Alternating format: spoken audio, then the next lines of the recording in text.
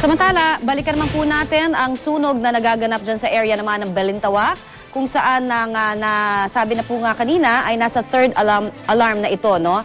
Kaya naman makikibalita po tayo sa Regional Director ng Bureau of Fire Protection, NCR, na si Director Santiago Laguna. Magandang araw po sa inyo, sir. Good afternoon po, ma'am. At ganoon din po sa inyong taga-subaybay. Yes, ano po ang ating update tungkol po dito sa sunog sa Balintawak? Ongoing pa po, ma'am, ang firefighting operation natin dyan. At kasalukuyan ngayon nasa third alarm.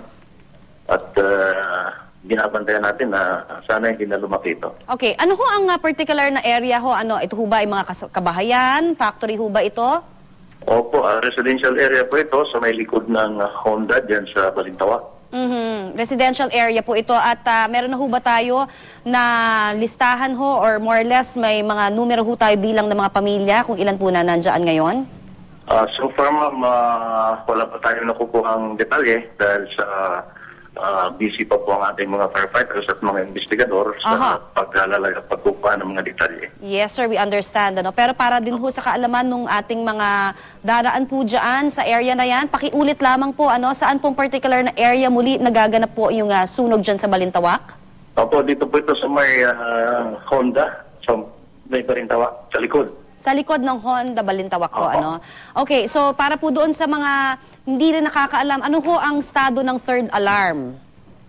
Paano ba natin yan i-classify, in terms of doon sa gravity ng sunog? Opo, ito po ay alarma na kung saan humihingi na ng suporta sa mga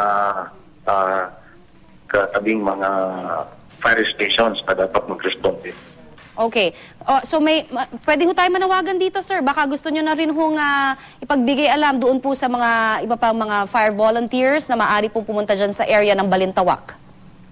Opo, doon po sa mga volunteers natin, sila naman po ay mayroon silang communication facilities na nagmumonitor at alam nila kung gaano ang extent itong third alarm na ito. Alright, maraming salamat po sa inyo, Regional Director Santiago Laguna ng Bureau of Fire Protection. Maraming salamat din po.